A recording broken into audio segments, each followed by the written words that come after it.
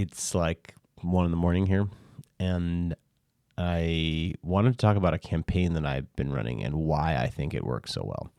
So I have been running a campaign where I spun up 800 Google Sheets.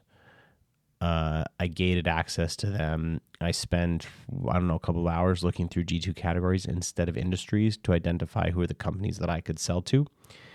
And I had like, I don't know, 8 conversations with ChatGPT per domain to make the message happen. It was mostly like, what titles are you selling to, and then what keywords might appear in their job descriptions. And I think it worked really well, because I was selling into salespeople, so I understand them, at least some portion of them, the earlier stage folks, the founders. And I think also because sales reps and sales leaders know how hard this is, that when they see a message that looks unlike other messages that they have received, they want to have a conversation about it. Even if, like, I don't think it was my product or the jobs data that I was selling. I think that it's just because I understood the psychology and I understood what message would stand out. I add a little bit of my personality. And maybe most importantly, I was selling into a market that's a little bit desperate right now, that they're always looking for new ways and more creative ways to do targeting, to do messaging, etc. And leaning into the AI-ness of Outbound helped. I think I gave away the game. I described what I was doing and how I did it. I mean, I didn't say how I did it, but I described what I was doing. Like, I didn't try to fake the message and say, oh, I wrote this myself. No, I was very honest. But I think that this becomes way harder when you're doing outbound for someone else. And outbound is very, very hard. And don't let anyone tell you otherwise. I have, like, if you look at the failure rate of my campaigns, I have failed way more than I have succeeded. I have run way more tanked campaigns that just went nowhere than I have campaigns that have taken off.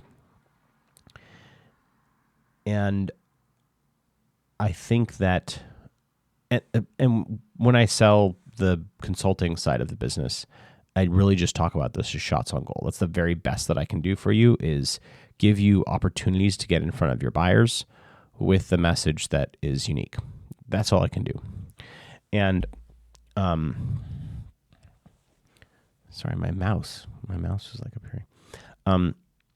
So I want to talk about other ways that if you don't know your buyer as well, which, like, that's the case with a lot of my customers, how do you make this work? And I think there's an opportunity for some weirdness, to just do really weirder things, especially after people have been trapped in their homes for such a long period of time. And I think that runs deep. I mean, I think that it's still with people, right? They have to break the habits that they got into after the first, couple years. So I think there's an opportunity here to talk about events, right? Hey, I'm going to this event. Do you want to meet up? I think there's an opportunity to host dinners. Hey, I'd love to invite you to this dinner. It's on me. I think that there's an opportunity to do crazier things. So I'm workshopping this idea right now. I don't know how feasible it is. I think I'm just going to invest my own cash to make this happen because I'm interested in building it. It's going to be programmatic images that are not related to the product. I don't really want to talk about it right now because I have to think more about how this is going to work. And I don't also want anyone to take the idea and run with it before I have an opportunity to test it and then share the results. But needless to say, it's like going to require some programmatic image generation.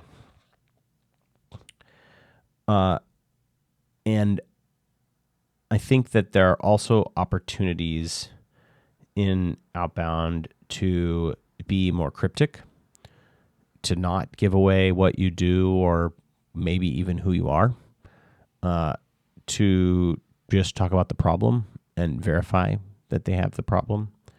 I think that there are opportunities to make bets with people just for fun. I don't really believe in this, like, I'll pay you to take a meeting, because that's transactional. And I think actually the best case of like you'll get paid to do something is Winter, winter.com. They basically can reach out to experts, right? Heads of SDRs or VPs of marketing at Series B companies, whatever, and say, I'll pay you $50 for 15 minutes of your time, which, is an effective rate of $200 an hour. So, and they can do this because they're paying you for a panel, basically expertise. So if you want to test your message on VPs of marketing, you can give it to Winter, and they'll just pay VPs of marketing to provide feedback on the message. It's what you used to be able to do with Outbound. It's way harder now because just there's deafening silence. And weirdly, that's like a money play for them to acquire someone, to pay them for their experience. Winter gets benefit too, because now they're like on the Winter platform, and the customer gets their feedback. So it's like an example where payment is part of the structure of the outreach of the platform, right? I'm not paying you to take a meeting. I'm paying you to lend your expertise. And it's not me, it's my customer. They want your expertise. And, you could imagine even a scenario where Winter goes to a prospect and says, who are your ideal customers? And goes to their sales team and say, hey, do you want feedback from this person? He's willing to give it for you for free because he wants to get to know your business, right? So there's all sorts of opportunities to use money in a way that's not like paying someone for time, that's making bets, that's, I saw so crazy. I saw a play once where someone sent a drone without the controller, and they said, meet me at the booth and I'll give you the controller. That's kind of fun. Someone was posting on my content the other day that I guess in the early 2000s, they sent a fake cease and desist or like a restraining order to lawyers that was like just like a playful thing about their product. And, a couple of lawyers, of course, were grumpy. But a lot of them were like, this is really cool. His closure rate on that campaign was epic. Whoa, sorry. I lost focus for a second. His closure rate on that was 50% or something really crazy. So I think in the coming months, I'm going to try way weirder things. Stranger things that, if my clients will let me get away with it, not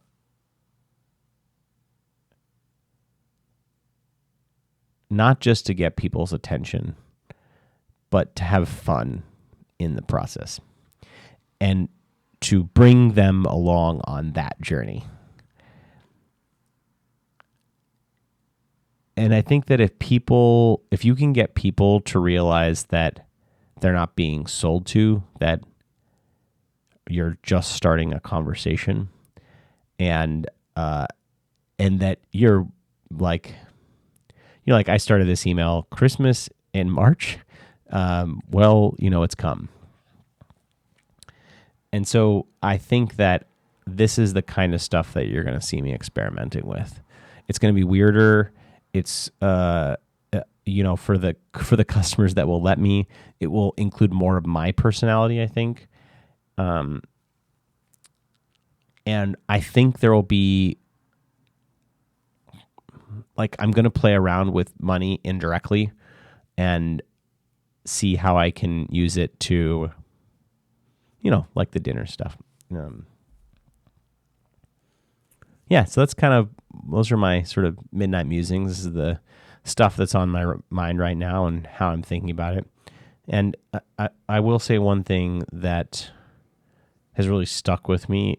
Mr. Beast, when he was in the early days, talked about meeting with all of his YouTube friends that were at the same traction.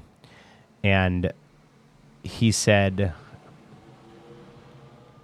he said we just would get on a meeting every week and share what we learned, what didn't work, what does work. Like we'd spend whole days talking about thumbnails. And this is what I'm trying to cultivate in the B2B outbound world. People that are on the cutting edge, that are doing really weird and interesting things, because I think that there's a huge opportunity to learn from other people that think like this and that are testing things systematically. So not this one-off thing, a scaled play. And I think to do scaled really right, you need to start throwing in things that you didn't have to do 5-10 years ago. So anyways, I've gone on and talked for a long period of time, but this is the kind of stuff that I'm thinking about right now. This is what's on my mind, and this is the kind of stuff I think you're going to see more and more from me.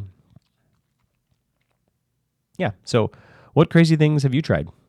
And if you're interested in help about the stuff that you're thinking about, send me an email with the word aardvark in it, because then I know you watched. I mean, you've spent almost 11 minutes with me. That's a gift that you have given me. You've given me your attention, and I appreciate it. So anything I can do to help you, please, jordan@blueprintgtm.com. Thanks so much for watching. I'm grateful for you, and the next video we'll go back to tactics, because everyone loves tactics, and we'll talk about some of the crazy ChatGPT stuff that I'm doing, and like I got some new product stuff that's up and coming that's like, it's blowing my socks off, and I own the business. Yeah. So appreciate you. Thanks for coming. Let me know what you think of the new format too. I have one viewer who shall remain nameless. He said, "You're too zoomed in." He's like, "I want to see you unzoomed in." So here, this is for you. You're not going to watch this. I know you're not going to watch this. You're too busy watching cooking shows or something. All right. Have a great night. Bye.